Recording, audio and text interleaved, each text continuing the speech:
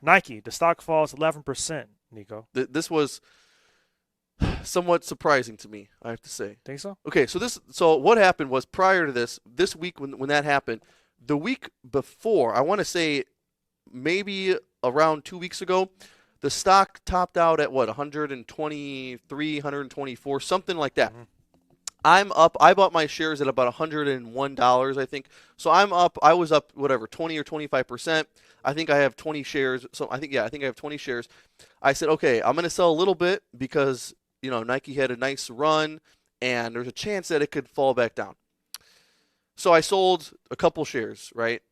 And then this news came out, and the stock fell 11%. So I bought back those two shares 11% cheaper. So it worked out because in a year from now, I do think Nike will be over $120 a share, right? I think it'll be higher up.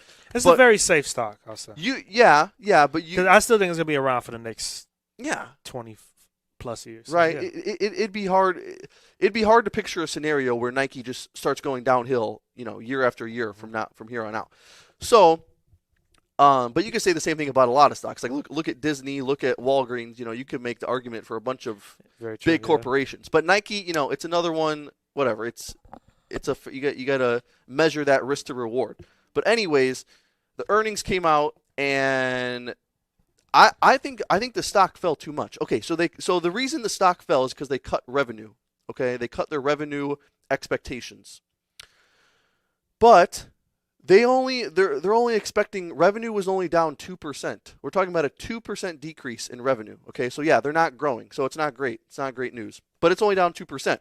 At the same time, it says brand Nike direct and brand digital sales were up 4% and 6%. So remember, they kind of shifted from, I think they take their stuff out of Foot Locker, something Yeah. like that, where they Yeah. wanted more direct to consumer business than going through Foot Locker and these other things, right?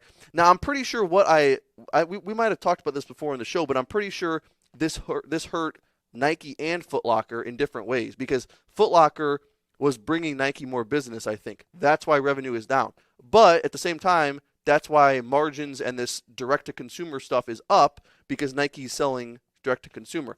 And I think Foot Locker is struggling too. I want to say Foot Locker is struggling. Their revenue is probably down as well because Nike's not, working with them. And to add to that, Nike says they're going to cut within the next 3 years. Are they doing layoffs too? Well, it says they're cutting costs by $2 billion over the next 3 years. So yeah, maybe they're laying off people too. So I don't know. It seems like the bad news is very small, and there's some other good news to go with it. So that's why I feel like this 11% drop is, I don't know. I feel like it's overdone. I don't think it's that bad. Yeah.